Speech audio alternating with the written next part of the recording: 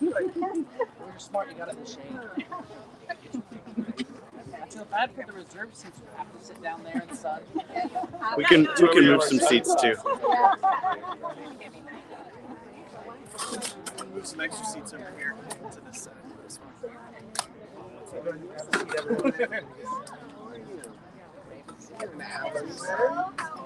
Nice to see good friends here. Wonderful.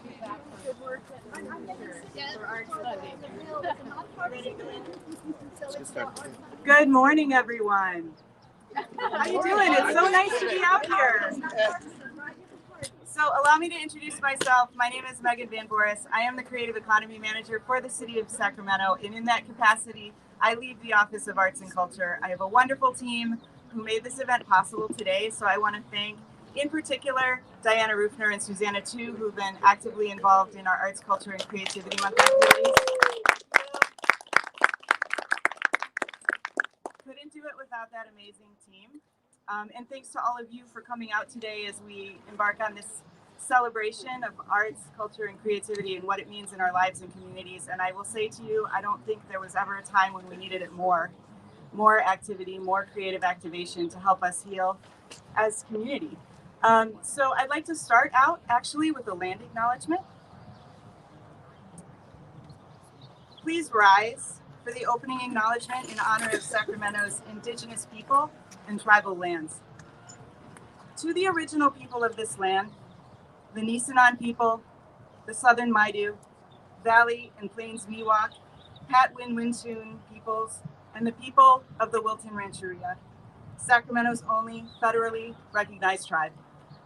May we acknowledge and honor the Native people who came before us and still walk beside us today on these ancestral lands. By choosing to gather today in the active practice of acknowledgement and appreciation for Sacramento's indigenous people's history, contributions, and lives. Thank you. It's my pleasure now to introduce Sacramento's Poet Laureate, Andru Defeye.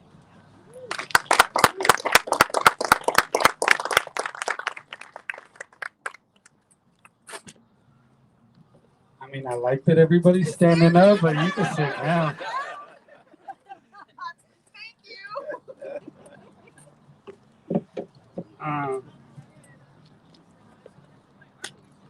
I want to start off while we're all here with a moment of silence to honor all of the victims of the horrible tragedy that happened in Sacramento over this weekend.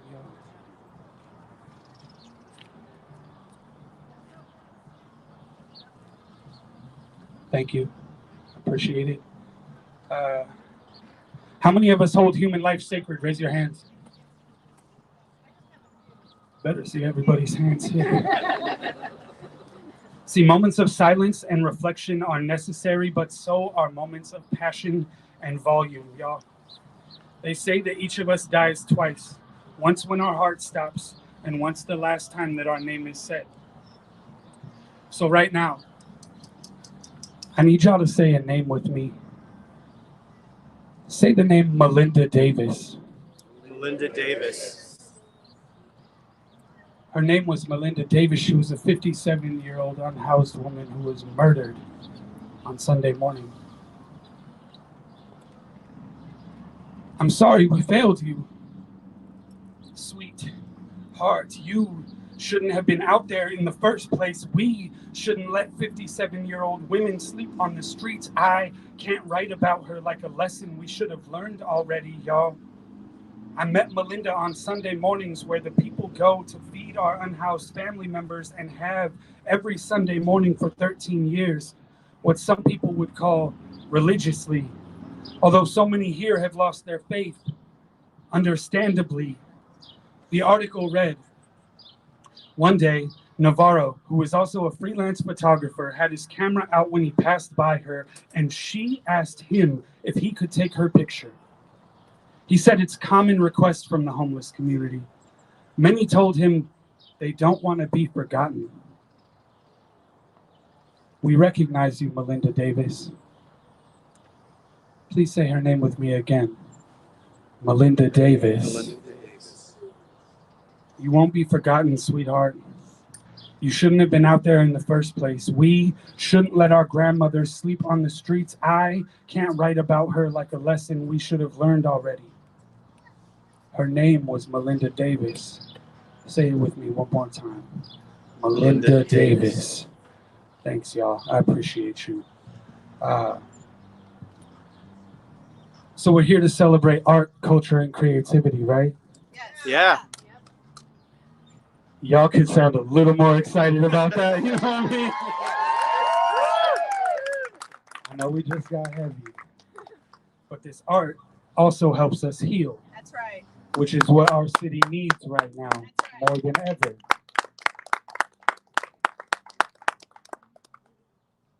How many healers are here? Do you have any healers? Raise a hand. Oh. Hold on, I asked that question wrong, y'all. How many of you have ever skinned your knee, skinned an elbow, broken a bone? Raise a hand. Now, how many of you that skin is still broken? How many of you that bone is still broken? How many of you healed? Looks like we got a lot of healers here. Studies show that journaling, aka all the poems that I write and never share with you, not only reduces stress and anxiety, but that reduction also is a boost to the immune system. That's what the arts do for us, y'all. And I know personally that the arts heal because I have a condition called Eagle-Barrett syndrome. At 11 years old, stretched out on a cold doctor's office table, surrounded by doctors and nurses in the most vulnerable position that a human being, much less a child, can be in, they told me I would never have children. And it wasn't until the other day that I understood why. After my poetry class took the stage at the museum, I must have beamed with the kind of pride fathers have watching their sons learn to walk. I had to fight back tears as they thanked me for helping them overcome their fears and express themselves. At 13 years old, I picked up my first notebook and scribbled the sentence, "I want to die," over and over again, digging harder into the page with every letter until the page ripped, because that was the only comfort I could find. When God felt too far away to touch, the only serenity I could ever see came in the college rule lines on a page whose only purpose was to listen. And though those notebooks never wiped my tears, they never saw me as any different either. Standing in front of my poetry class, I remember Miss Rupert's portable at Palm Avenue Elementary School, Wasco, California. It must have been April, because that's the only time that public schools teach poetry. She asked the class to pick a color and write about what the color signified and how it felt.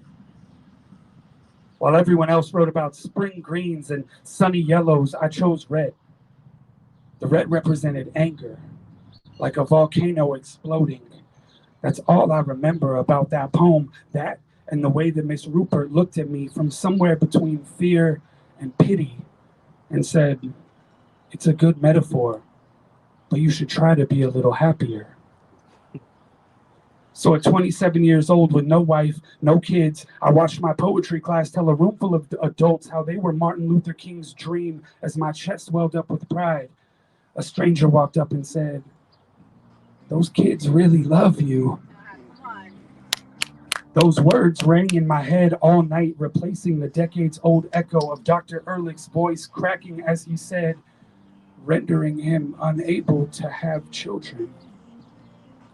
Without that day on that table and those years and those blades and those drugs and all of it, I wouldn't have made it here with all 25 of my kids.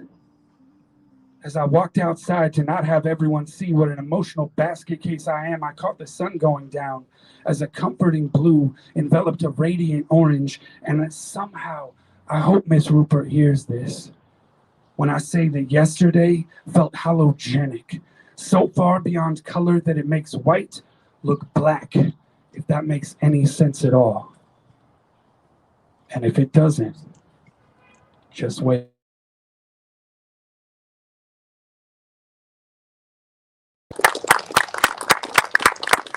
Now, I'm here to introduce the next speaker.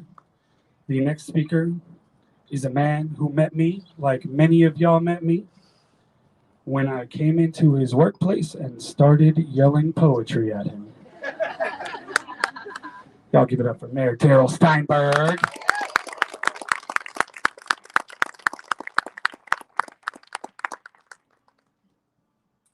Andrew, you're a very tough act to follow because you're very eloquent. And I love how you started your comments reminding us to never forget Melinda Davis's name. You're absolutely right. No grandmother, no person should be out on our streets, period. Period. We're working towards that day, and we got a ways to go. You referenced, as did Megan, what a challenging and difficult week this has been for the city we all love. We have suffered great trauma and great loss. And so I've been asked a lot, how do we do normal activities in the midst of such tragedy? Why are we here today celebrating California Arts Month and honoring some artists? Why are we doing this in the midst of tragedy? And the answer for me is pretty clear, that we have to take every opportunity we can to help heal and to help heal each other and heal our community. And the beauty of art in all its forms is that art heals, art connects, art inspires. Let's go. Let's go. Ms. T, Yes, sir. love you and the work that you do. Thank you kindly, sir. In the midst of the worst kinds of tragedies, we have to also celebrate what's good, Yes, sir. what's good in our life and what's good in our community. And there is so much that is good and that is right. And what we're all doing together as a city to build a creative economy. It doesn't happen in one step.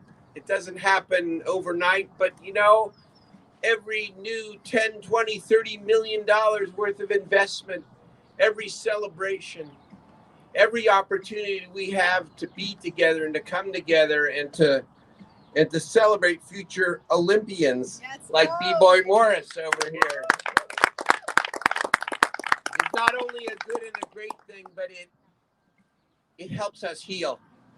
And it helps us realize why life itself is so precious and so fragile. And so I come today after a hard week, being really happy to be in your presence and being really happy to be a mayor of a city that always steps up, that always seeks the best in one another, and that always supports each other in good times and bad. And in that spirit, I get the honor of presenting an official city proclamation to my friend Julie Baker, who is our state leader, Californians for the Arts, to recognize Arts, Culture, and Creativity Month here in the city of Sacramento. This is really fancy. It is gold embossed. And it is my honor and a small token of our appreciation in the city for all the state leadership that you are providing, and selfishly, how you are also highlighting statewide the fact that Sacramento is leading the state and country when it comes to building the creative economy. Put more money into it than any other city. So thank you. This is yours. Thank you. Have a great day, everyone. Thank you. Julie? Well, you know, a mayor is always a tough act to follow as well. And your mayor in particular is an incredible champion for the arts, and we are so grateful for his leadership. I want to say on behalf of our board president, and I need my glasses because I can't read without them, Ron Murier wishes he could be with us in person today, and our board of 25 statewide arts leaders, including Sacramento-based Maria Costa and Miss T. Sandifer. My name is Julie Baker, Executive Director of Californians for the Arts, and it is my pleasure again to thank Mayor Steinberg, who's been an outspoken leader for arts and culture, the Sacramento community of artists who we will hear and see and experience today, creatives and cultural bearers, and our statewide arts champions for making this 2022 Arts, Culture, and Creativity Month launch possible. In 2019, our organization successfully campaigned for the state to recognize and celebrate the arts by declaring April as Arts, Culture, and Creativity Month. Through a concurrent resolution passed in the California Senate, brought by our friend, Senator Ben Allen, and Mayor Steinberg's friend from Santa Monica. In 2021, an additional resolution was declared to recognize artists, and I think this is particularly important today as we have experienced what you've experienced here in Sacramento and we experience across the nation, artists as second responders. CFTA, our organization, directs this annual month-like spotlight on the arts to raise visibility and awareness about the value of our sector, to empower arts advocates to take action, civic action, and to spur greater investments in our industry and our workforce. This year, the theme, The Arts Work, provides weekly opportunities to explore and establish how the arts work to heal, to build community, to advance justice, to empower youth, and to create jobs. As we gather today at McClatchy Park Amphitheater and welcome by the Sacramento Poet Laureate, we recognize the transformative and inspirational power of the arts to examine the difficult truths and tell the stories that cultivate connection, community engagement, civic pride, and social cohesion. Arts and culture foster imagination and drive innovation to build healthy communities, but they also drive economic health. In California, arts and culture industries deliver $225 billion in economic value, ahead of construction, transportation, and retail. But at the same time, these last 2 years has shown the vulnerability of the arts and culture workforce, with over 100,000 jobs lost in California between 2019 and 2020. We must provide the needed investments to rebuild this workforce, with an emphasis on providing equitably accessible funding for communities of color and historically oppressed communities. This year, we also want to recognize Governor Gavin Newsom as a 2022 California Arts Champion for his inclusion of historic investments for the sector in the budget during his last 4 years as governor, and for the work of the state agencies such as California Department of Public Health, Governor's Office of Business and Economic Development, the California Office of Small Business Advocate, and the California Arts Council have done collaboratively with the creative industry to reopen arts venues safely and provide relief funding at the state level.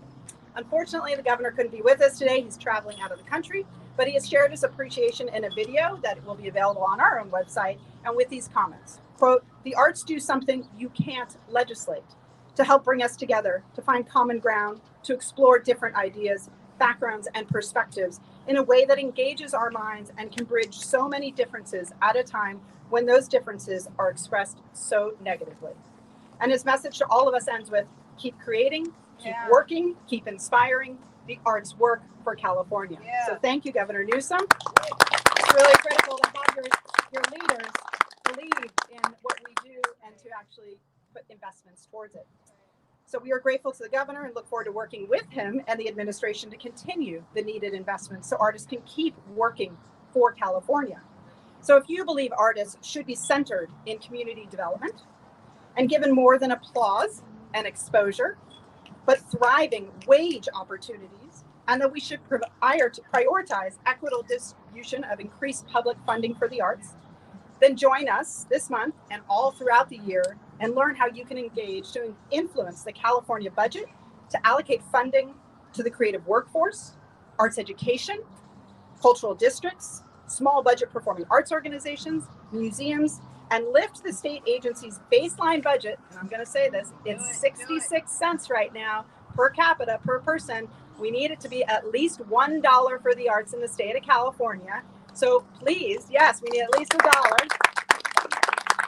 for investments to create that thriving workforce. So join us in this movement to prioritize the creative workforce and end the paradigm of the starving artist. Let us move forward together using arts, culture, and creativity as our guides to strengthening all our communities. The future of California is creative. Investing in arts today is a good investment for tomorrow, and we must fortify the sector's recovery and invest in its promise. Now more than ever, we provide support for our state's artists, cultural bearers, and creative workers to help us visualize and build a future that is filled with equity, justice, and inclusion, and a world where we give our youth opportunities to engage in healthy behaviors with clear career pathways. And that is why it is my sincere pleasure to introduce Ms. T. Sandifer, a Californian for the Arts board member, president of Studio T Urban Arts and Entertainment Academy in Sacramento, and founder of California's Day of Dance. Ms. T's heartbeat is to champion the development of every child to build confidence, character, and a concrete spirit that believes anything is possible. And if you know Ms. T, anything is possible. It is people like Ms. T that makes a vibrant and healthier California. So, Ms. T, come on.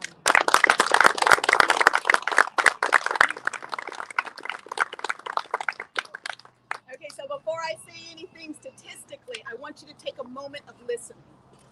Just close your eyes and listen. Do you hear the music over there? So the whole time everybody was talking, you know what I wanted to do? I'm tuned in to what's happening over there, and I just kind of wanted to move with it. Now, you might say, how odd at this time of day to have people over here playing music in a park. It's not how odd, it's how us. It's just what we do. It's who we are, not just what we do. So when I talk about California's Day of Dance, dance was the vehicle that saved someone like me from the streets of Richmond, California. Now, I had a lot of options. I could participate in the drug deal. The crack epidemic was completely taking over families like mine, and as kids became parents to our parents. I could have participated in the drugs and the gangs. I could have participated in teen pregnancy. I could have participated in the coping mechanisms that were helping us all not get by, but try to survive the devastation that was unfolding in the hood. But I didn't, because I always just danced. Now, someone asked me, so where did you learn how to dance? What dance school did you go to? Tell me about the college that gave you the certificate that calls you a dancer. I didn't do any of that. I was 7 years old. There were 6 of us kids at home. We never knew when our mom was going to come home. And so we had to do things to keep us positive. We had to do things to keep us safe. And we had to do things to keep us healthy. And we had to do things that kept us emotionally sound. So you know what I did? Starting when I was 7, I lined them all up. And guess what we're going to do? We're going to do Thriller. Everybody's dancing. So Debbie Allen and Fame became my teacher. MTV, Michael Jackson, Janet Jackson, Paul Abdul became my dance teachers. That was my studio. That's how I learned. That's how I grew. And that's how I developed quick innovation, quick shifting, quick learning, and quick growing. I didn't have a lot of time or a studio or a teacher that I could go to a box and stand there for hours and hours and learn. I had 3 minutes until that video was done. That's how I learned. But I'll tell you this, it was a setup. Don't feel bad for me. Everything is great. It was a setup. That quick learning, that quick innovation, that quick ability to transform, to innovate disruptively in 3 minutes set us up for 2020 when the whole world was trauma informed. And what I got the great privilege in telling a lot of people is this is what we do every day. This is not bad. This is an opportunity to show the world what you're really made of. So through dance, we were able to shift gears. Through dance, we were able to develop programs that didn't just keep people like me off the streets.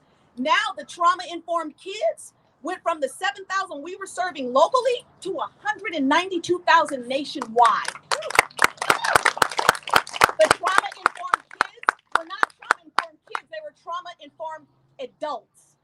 and educators and leaders. And in 2020, we served 7,800 nationwide. And we did so much innovative creativity quickly that it landed me on a Forbes list. Who would have thought a hood chick could get on a Forbes list?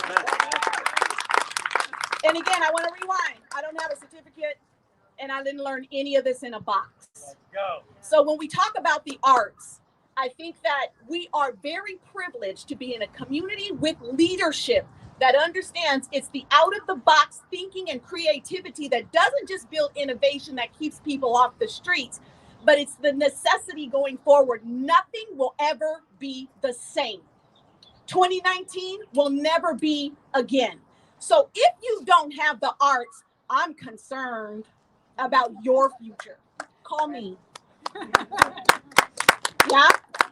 So in 2017, I was privileged with the opportunity to go to our assembly and say, hey, we need a day to commemorate dance here in not just Sacramento, but the state of California. We're one of the largest, most creative entities in the nation, and people look to us as leadership. This is the capital. How come we don't have a dance day here? And they said, oh, okay, T, do it. I'm like, what? So I created California's Day of Dance for some very specific reasons. Number one, it's not just to dance. It's to bring awareness to the innovative things that happen when you just move, to the healing things that happen when you express yourself. If you were listening to this music over here, we got the beat, but somebody had to write the words. And then typically the words talk about an experience. And when you start to move, you hear the beat, you listen to the words, you express the experience, and transformation happens. I know what dance does. I watch it over and over, and you'll get to witness this too, because I'm not the only person from Hood Central that's doing remarkable things through the arts, particularly dance. So I established the day in 2017, and we've been going strong even through COVID. This Saturday, we will be doing our California's Day of Dance concert. You all are invited. And in addition to that, Studio T has had the great privilege of developing programs, not just dance, but there were a lot of peripheral opportunities for young people to develop careers and really get paid really money that helps them survive and sustain. They became supplemental providers for their families during COVID. So if you see these kids walking around with T's on them, those are our young people that helped us change the world when the world came undone.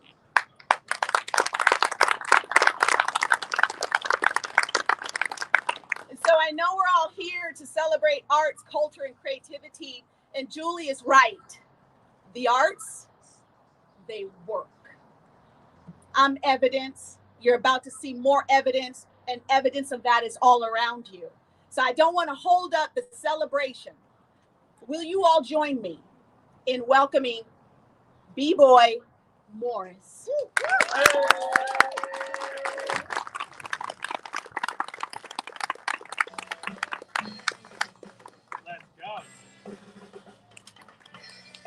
Right behind you. Sorry. Come on, baby, show what you got. Hey!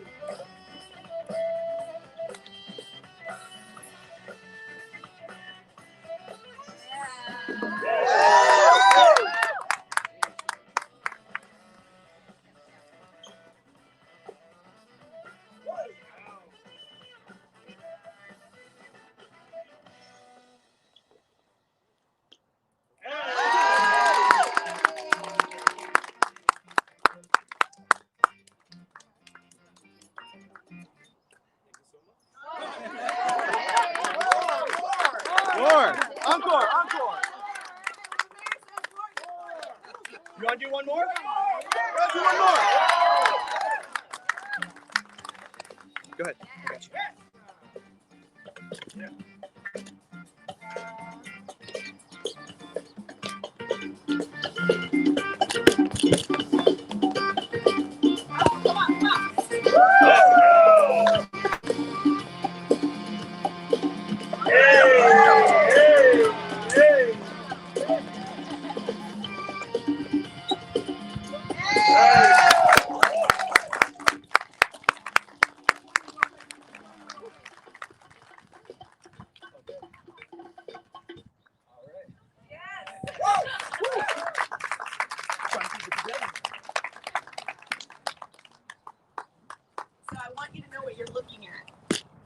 statistic. Statistic says we should be dead. Statistics say that we should definitely not have creative careers that provide a lifestyle for us and our families. Statistics say that we should be cracked out somewhere doing something not good for the community. We should be nuisances to all of you. That's what statistics say. But because we have access to the arts in non-traditional spaces, the arts came to us. And now we take arts to thousands of kids who started just like we did. So I want you to see the success of just young people having the opportunity and being gifted access. Thank you.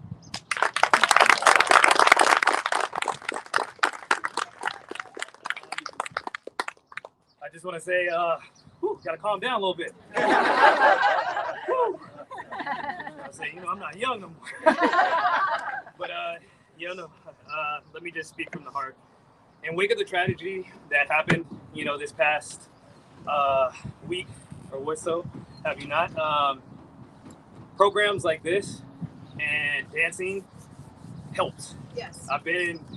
We had issues, years ago with shootings and things in Sacramento before. And things that help you grow and move past it, things that give you something to focus on, it really does help. Yeah. I come from South Sacramento as a youth, or urban youth, and just having that goal of being able to, my goal initially for this was just to see the world. Yeah. And I use dance to do that. Yeah. But I know with initiatives that we're talking about today, so many kids can do so much more than what I've done with this. And hopefully we all can grow. Poetry is another art. I have to give respect to that. Mine's just on the dance floor, but we need all of it. Because that's how communities grow together. That's right. That's the voice. I'm the visual.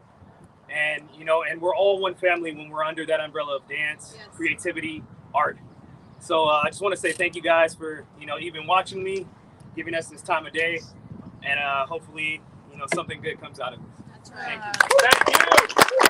So, hey, hang out right there, B-Boy, because we're going to present something to you. Go ahead. So, for those of you who don't know me, I'm Jay Chenier. I'm the city council person. I represent this district. We are so excited to have you here today. We've talked a lot about what Sacramento has been going through over the last week, but the last 2 years really have been difficult. Things like this, we need to celebrate, yes, every moment that we can. And we also need to celebrate, and what you're doing too is celebrating the diversity of Sacramento as we look at this wonderful mural behind me. So I want to say thank you for what you're doing. We appreciate it. Represent Oak Park well, represent Sacramento well as you go forward. We do have a certificate for you. It's not this one. I'll take that one. This one has the cash in it. I wish I could say I taught him everything he knows, but I'm not going to go there. Here we go. So this is a certificate of recognition. It's from the mayor, myself, Mai Vang, who couldn't be here today, who represents District 8. And I know you said you went to Burbank High School. That was in her district. Maybe it's in mine now. We're not quite sure. Anyway, thank you so much, and thank you for representing. Thank you.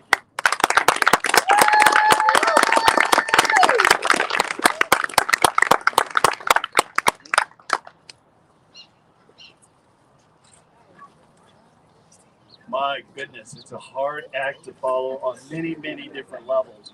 But it's an exciting time to be here, to be involved and talk about the arts and hear the stories. I can't tell you enough.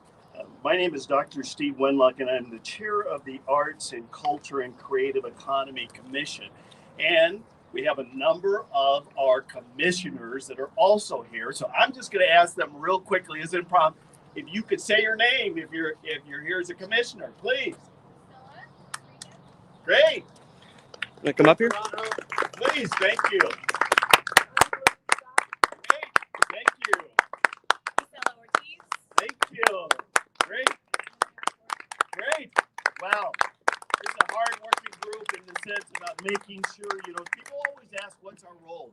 Our role with the is to advise the city of the development of arts and culture and the broader creative economy. We've made a lot of progress and are looking forward to the work that lies ahead. Staff has requested that the commission engage on several key strategies and issues that are affecting the climate for creative vitality, including future public sector investments in the arts and entertainment, regulatory environment, the housing and the culture of facilities needed for the arts, and the policies and the procedures. I'm almost exhausted just from all of those things. But those are what the commission and also our arts and culture and creative economy office really works on. Very, very important as we start to look at. You know, today I'd like to take a few opportunities to thank some of those that are forthcoming that will further our goals of increasing the arts in our neighborhoods. Yeah. We're very excited about this. This is particularly relevant since the theme of arts and culture and creative month this week is community building, you know, which is so exciting. I'd love to offer my congratulations, first of all, to our arts and culture and colleagues throughout the city that have secured millions of dollars through the State Clean California program. The Office of Arts and Culture was the lead applicant in the Florin Road Community Beautification Project, a multi-dimensional effort that will feature youth education and engagement around litter and trash abatement, as well as direct investments in community cleanup and beautification throughout art and installation. Art has to be everywhere and always a part of it. You know, its partners will include the Department of Utilities, the Sojourn Truth Museum, the Florin Partnership and Florin Square Community Development Corporation. The Office of the Arts and Culture is also a key partner with the Department of Works to enhance the Del Rio Trail through public art. Together, these two projects brought $6.1 million in state funds to our city. Additional projects include the 21st Avenue Art Street, Del Paso Alley activation, and the Matsui Park, all which include art elements in all of their areas. You know, the Office of Arts and Culture is rolling out a new creative placemaking fund in partnership with the social justice crowdfunding platform Lobby.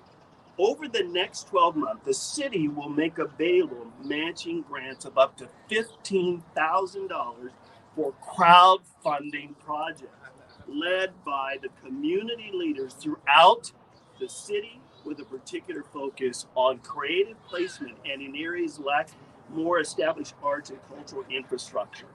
Art everywhere. Yes. Art everywhere. Yes. We invite you to join an upcoming webinar that's coming on April 29th to learn more about this new project. Just one of many. So I want to make sure that we want to thank Megan, yes, as our manager lead has been bringing us and the team, the arts culture team, so much in supporting aspiration. I want to thank the commissioners in the work that they do every day in kind of helping. You know, but most of all, I want to thank all of the partners that make art happen in this city. You know, I have a saying, it takes a community to make art and culture happen. It takes a community. So we have a number of, I want to thank our mayor, of course, very much for his leadership and involvement. Our council members, they're behind in working with all of this. All of our community itself. You know, when I talk about the artists that are there, the performing arts that are involved, the different artists and businesses that in the art function that make this a part of the art community. We want to thank our businesses. We want to thank our business community because it's so much. And we want to thank our educational community, which I have a real strong, commitment, as you all know, in being in the arts for education, what it does to make a child who they are. So much important. So I just want to leave you with so much. It takes a community to make art happen. And we've just, and we've got to keep moving in that direction of doing it as a connection, as a community. So with that, I have a great opportunity to bring on one of our to do a proclamation. Okay. Miss T. That's me. I love this. I love this proclamation because when I was reading through it in the areas, it says that recognizing California's Day of Dance, it talks about all the things that you kind of shared about what we have to do to make sure that dance is a part of our lives and what it does to us. You know, all the things that you mentioned in here, it talks about you cover the full spectrum of dance and different kinds of dance that are involved for all of us. How beautiful this is. Can't think of a better person to accept this proclamation for Day of Dance.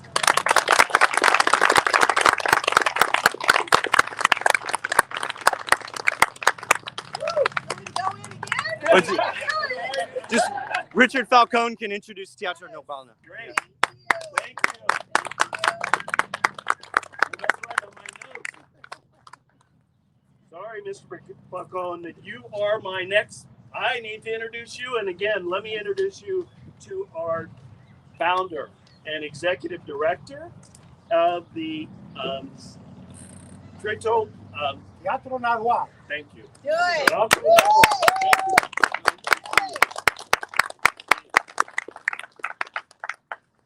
Hello, everyone. My name is Richard Falcone. I'm the executive director and founder of Teatro Nagual. We are a social mobile justice Latino-based theater company here in Sacramento. And you heard a lot of folks here talk about their history, and I want to share something as why the arts changed me, just briefly. I was one of those Latinos. We came from a family of assimilationists. We wanted the American dream. Yeah. We wanted to be white. We did not want to embrace our language. We had our altars, we had our cumbias, our mariachi, but we still consider ourselves American. I never voted because we were taught, keep your head down, work hard, shut up, and you will succeed. I fell in love with theater art because it gave me a chance to be something I couldn't be at home. Through my dysfunctional family life, through the challenges of my divorced family, theater gave me an opportunity to pretend to be something I wasn't. And then I grew into it from there. But more importantly, when I met my lovely wife, Barbara, and we started dating, I tell the story a lot. She said, "What, you don't vote? That's a deal breaker, buddy. You want to date me? You got to get involved." I said, "What do we do?" "Oh, sure, baby, no problem. I'm going to register tomorrow." No problem. She changed my life, and I learned the power of the vote. I learned the power of organizing. And then in 2006, when I was introduced to a brand new musical about the life of Cesar Chavez, the creation of the United Farm Workers Movement, and how the power of one person can change the world, I said, theater can do this. We as a Latino culture are divided. South America, Central America, North America, we are divided. Cubans, Dominicans, Haitians, we are divided. But through theater, we can unite artistically and become a strong force within the state of California. So we do that through the arts. Because if you remember, that's how Dolores and Cesar did it. They brought the arts. Let's go. And people listened to the message. They brought the music and people listened to the message. They brought the Royal Chicano Air Force, Luis Valdez with Teatro Campesino, and people stayed for the message. So we're here today to present our message to you because we love to have fun. Because when you can make people laugh at themselves and laugh at the establishment, maybe they'll listen. Maybe they'll listen.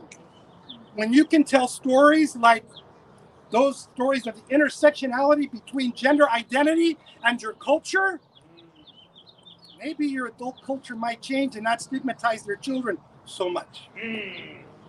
So I'm here today to tell you that the old guard is stepping aside, bringing on the new guys. I want to introduce Pano Rolites, Angel Rodriguez, two of my new producers. We're bringing the young people on. We're rebranding ourselves to tell stories of the people. I'm going to let them speak briefly and then present for you 3 scenes. All right. Hello, my name is Pano Rodriguez. Hola, buenos días. Mi nombre es Ángel Rodríguez. Today, we will be presenting a scene and 2 monologues. Hoy les vamos a presentar una escena y 2 monólogos. First, I'll be doing a monologue from Latinologues by Rick Nájera.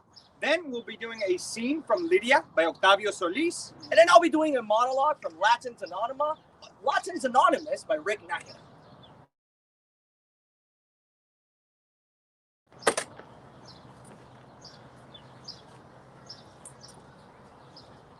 Some people get unlucky. Me? I got lucky.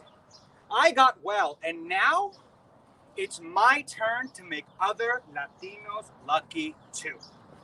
And today, you got lucky. Life has smiled on you because I love your script. Cortes and Montezuma, what a great film. I see Jeremy Irons and Paul Rodriguez playing the leading roles. You did make Cortes look like the bad guy, but we'll lighten him up in the rewrites, especially if we get Jim Carrey to play him. You know, bring out Cortes's comedic side. We can emphasize his great discovery of this great culture and downplay the massive destruction of it, yeah? Oh, you like that statue? I got it in Cancun. I went to get in touch with my indigenous roots.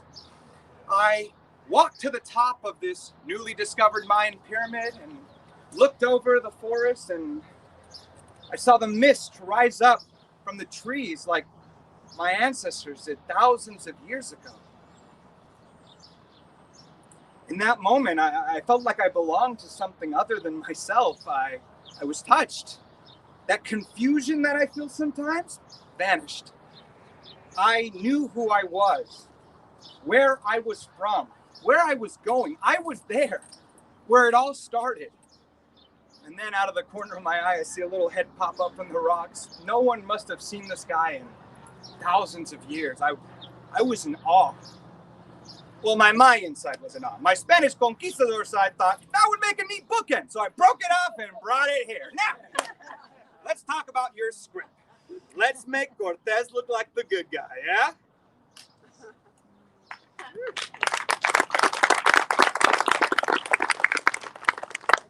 Not one letter. Not one damn letter. I was short on stamps. Well, so you're looking good. I heard you've been in a couple fights. What the hell do you think you're doing here? What do you think? I came to see Ceci. You got some nerve. And in that ice uniform, too? Lynette, never in my dreams did I think I'd wear this uniform, but I'm gonna be good at this. I really am. I bet you will. So, how's she doing? Now you ask? Now it occurs to you? Look, man, what do you want from me? I want to know where we stand. We stand by the family, Renee. We stand by Ceci. Then why didn't you come sooner? I couldn't.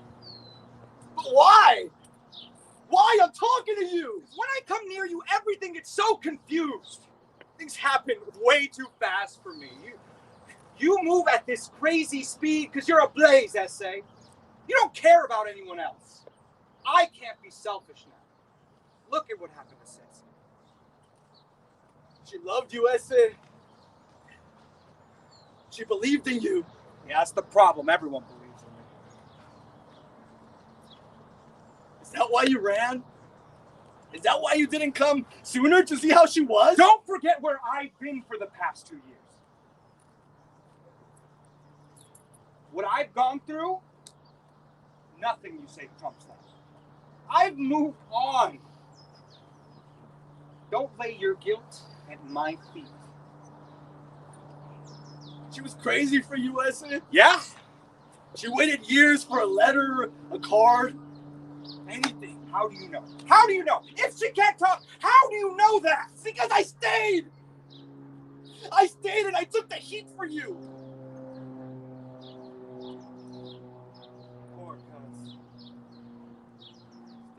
glass off your face.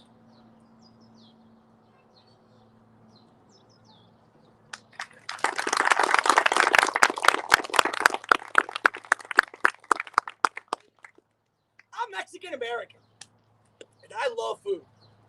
My Mexican side needs carne asada, and my American side needs New York steak, which is basically carne asada. Bland carne asada. You know, whenever I see that Rosarita refried bean commercial, my Mexican side just wants to take that Rosarita woman and put her on a table and wangle, and have 12 children with her. But my American side would like to get to know this Rosarita woman, establish some honesty, some communication, and then wangle, and have 2.5 children with her. You know, I hate contradictions. I really do. I wish we could live in a world with no contradictions. Whenever my Mexican side wants to hang out with his friends, that's called a street gang. But when my American side wants to hang out with his friends, that's called a fraternity. I call myself Mexican so that I don't forget my past. And I call myself American, well, because that's what I am.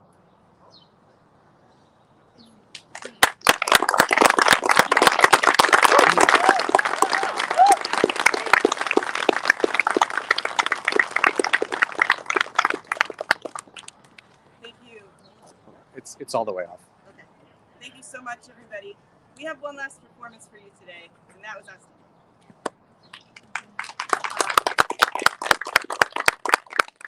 It's my distinct privilege to introduce something that I've really been looking forward to from the moment this production started today. Sacramento, Taiko.